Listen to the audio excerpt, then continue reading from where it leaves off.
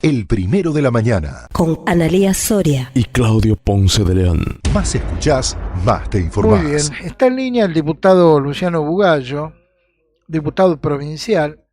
Tengo entendido que también es uno de los pequeños productores que tiene la provincia de Buenos Aires. Le vamos a preguntar a él, en todo caso no, nos va a corregir. Pero tengo entendido también que estaba muy ofuscado, ¿no? Por esto que a todas luces se constituyó como una estafa a los pequeños productores, no solamente en la provincia de Buenos Aires, sino en la República toda, ¿no? ¿Qué tal, diputado Ponce de León? Lo saluda. ¿Cómo está? ¿Qué tal? Muy buenos días. Gracias por el llamado. ¿Es productor usted también? Sí, yo vengo de familia, desde mi bisabuelo en adelante, toda familia de productores, todos mis hermanos productores, todo mi entorno de amigos son productores. Soy de un pueblo de 5.000 habitantes, de hecho estoy justo ahora acá, Ascensión, al noroeste de la provincia de Buenos Aires, donde el 100% de la economía local se mueve alrededor del campo, desde la tienda que vende ropa, la zapatería, el kiosquero, Claro. La cooperativa, digamos, toda la economía local de este pueblo, al igual que cientos de pueblos de la provincia de Buenos Aires, viven de la economía que circula alrededor del campo. Bueno, la noticia última tiene que ver con que las cerealeras todavía no compraron los granos o por los cuales se hicieron las liquidaciones por los 7.000 millones de dólares, estamos hablando de 5 o 6, de las cuales 3 son extranjeras, y ahora van a tener que ir a comprarle a los pequeños productores, y los pequeños productores van a tener que pagar esa retención del 25%, mientras que los compradores se evitaron pagar ese 25% y se quedaron con 1.500 millones de dólares en solo 3 días, en un pasamanos. ¿Qué es lo que ven ustedes?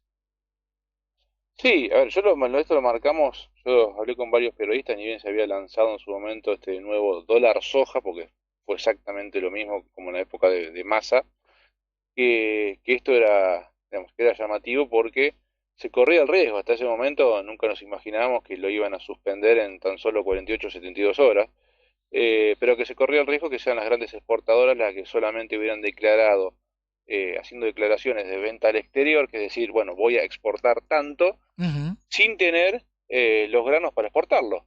Incluso aquellas que ya los tenían, lo habían comprado hasta el día anterior con un precio con retenciones, y los granos que le faltaban lo podían comprar unos días después de vuelta sin retenciones, y ellos vender con retenciones.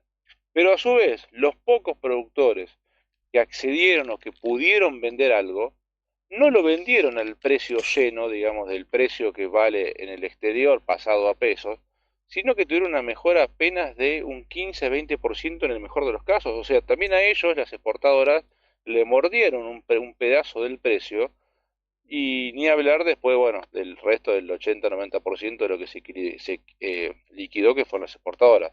Pero acá la estafa, donde es que bien lo describiste, es porque no solo el Estado digamos, no pudo recaudar esos 1.500 millones de dólares que hubiera recaudado con retenciones, sino que esos 1.500 millones, aún habiéndolo recaudado el Estado, pertenecían a los productores, que son los que arriesgan, siembran, esperan que llueva, si no llueva pierden la siembra, cosechan, fertilizan, fumigan, arriesgan, digamos, son los que invierten, y la verdad eso desapareció, ese dinero. Pues esa guita tendría que haber vuelto al interior productivo de estos pueblos, como el que yo estoy, Ascensión, y ese dinero, digamos, derramar en la economía de todos los pueblos del interior del país. Y eso no termina pasando. Ni siquiera el Estado lo recaudó para, entre comillas, poder hacer obras y mejorar la calidad de vida. Digo entre comillas porque no sucede tampoco, pero tampoco lo pudieron, digamos, recaudar los productores porque se les quitó de la mano. O sea, y fue un negocio redondo y era sabido que esto iba a pasar. Ahora, lo llamativo es, ¿esto fue gratis? O sea, le dejaste a las exportadoras que en 48 horas, 72 horas, se lleven 1.500 palos al bolsillo gratis. ¿No hubo información privilegiada por atrás de esto? Porque fue llamativo, incluso el último 40%, digamos, los últimos 4.000 millones de dólares se declararon en venta en pocas horas del último día. Después del tuit del personaje del Tesoro americano, fue como que aceleraron la liquidación, porque para mí ahí hubo información de decir, muchachos, esto hoy se termina. Entonces Ahora, declaremos la venta de granos que no tenemos y hoy salen a comprar granos que no tienen a un precio sin retenciones. Esto es un absurdo, ahora, es una usted se locura. pregunta que si hubo o no, evidentemente sí, información privilegiada, y uno puede agregar una pregunta más a esa duda que usted plantea, ¿no? ¿Y a qué costo, si hubo información privilegiada, eh, la hubo, ¿no? Sí, tal cual, eso lamentablemente uno no lo va a saber, Bien. pero digamos, eso, a ver, cuando uno conoce, a ver, si yo lo miro desde el punto de vista financiero, digo, la verdad fue una jugada magistral, entre comillas, ¿no? Estoy siendo un poco irónico, pero fue una jugada magistral porque automáticamente se calmaron los mercados, se bajó el dólar, bajó el riesgo Ujú. país, se estabilizó esa pequeña corrida o preocupación que había en los mercados, ese calentamiento que hubo el viernes anterior, antes de que se mencione esto, digo, bueno, la verdad que la hicieron bien. Ahora, cuando conocemos a los personajes como Caputo, que son especialistas en manejar guita, de mesa de dinero, digamos, que son especialistas en esto, y la verdad, eh, hablando solamente de esa capacidad de financiar guita, me saco el sombrero. Pero después, cuando vemos cómo repercute en la economía real, y como vemos cómo se la levantaron en pala, pero en pala no, en pala de la que uno conoce de chapa y madera, en pala de tractor pala levantaron. 1500 palos. O sea, no, no, no. Terminó siendo casi, viste, cuando en su momento Néstor Kirchner le pidió un préstamo a Chávez, en aquel momento el préstamo era del 15%, era para cancelar una deuda del FMI. Ujú. Este préstamo fue más caro que el que Chávez le dio a Néstor Kirchner, Bien. porque para prestarte 7.000 palos que vos en el transcurso del año se ibas a liquidar de todos modos, te llevaste 1.500 de ganancia. Esto es, Legislativamente hablando, más allá de que pueda hacer la legislatura bonaerense o el propio Congreso, ¿no? No se puede hacer nada sobre el particular. no, nosotros como el particular no puede hacer nada. Nosotros lo que hicimos fue un pedido de acceso que se hizo desde la Cámara de Diputados, digamos, de los diputados nacionales, para ver si realmente las exportadoras contaban con esos granos ya para embarcar, digamos, o los tenían en stock o en almacenamiento, porque sí hay una legislación que no le permite que las compañías puedan liquidar si no tienen los granos, digamos, eh, En en stock. stock. Digamos, porque Bien. si no, ¿Puede justamente lo que volver termina para pasando atrás es esto esto. entonces?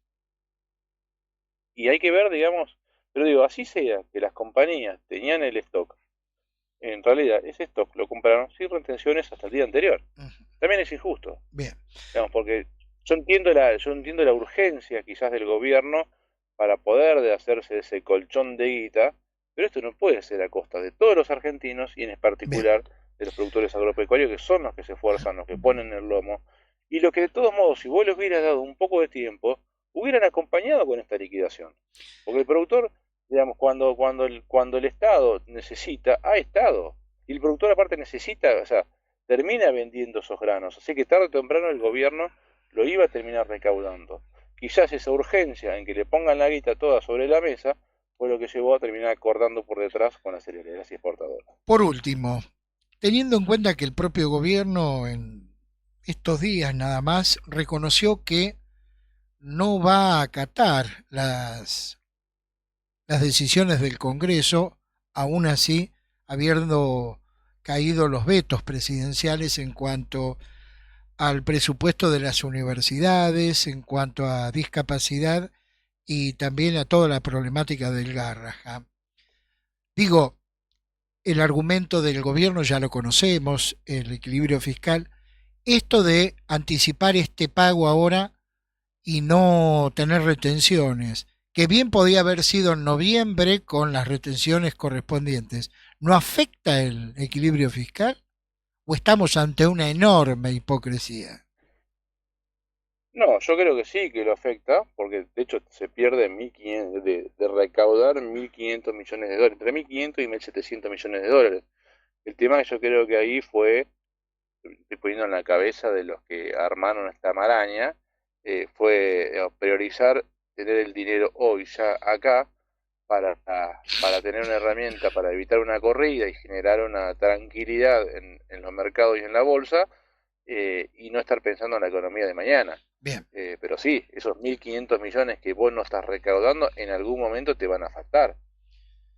está El tema es que, clarísimo. digamos, acá hay una realidad también que hace ya 2 años que vinimos sin presupuesto. Digo 2 años porque el último presupuesto que se aprobó fue el de Massa, cuando todavía eran gobierno, pero es un presupuesto irrisorio porque calculá que después hubo una inflación del casi 300% el año siguiente, o sea, 200 y pico por ciento el año siguiente. Entonces, un presupuesto que quedó totalmente desactualizado.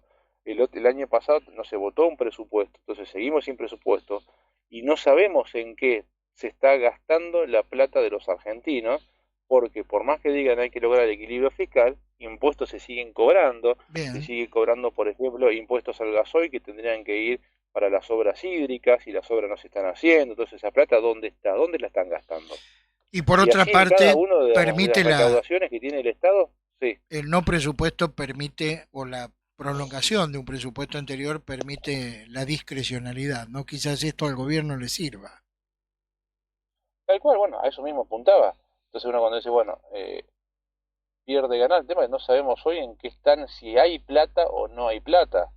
Digamos, en su momento fue como un eslogan de campaña cuando asumió en el no hay plata, pero hoy no puede ser que no haya plata porque el Estado sigue recaudando, los impuestos se siguen pagando, no se bajó un solo impuesto en todo el país, el IVA sigue siendo el 21%, se bajaron unos puntos nomás de retenciones, pero no mucho más que eso, pero digamos, el Estado sigue recaudando y un Estado que está parado, porque salvo el equilibrio fiscal, que lo celebro, me parece espectacular, estoy de acuerdo, lo banco, eso, digamos, discursivamente, que no se puede gastar más de lo que ingresa, y el hecho de poder contener el dólar, no es otra política de Estado.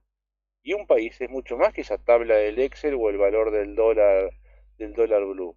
Un Bien. Estado tenemos que pensar qué se está haciendo en educación, en salud, qué se está haciendo en infraestructura, y acá no se hace absolutamente nada, pero se sigue recaudando como para mantener a ese Estado. Con Porque fíjate, está toda nosotros, la economía, sí, decía, con nosotros el diputado Luciano Bugallo, diputado muy gentil como siempre en recibirnos. Que tenga un buen a fin de ustedes, semana. muy buenos días. Hasta cualquier momento. Igualmente, un abrazo enorme. El primero de Bueno, la mañana. 100% periodismo.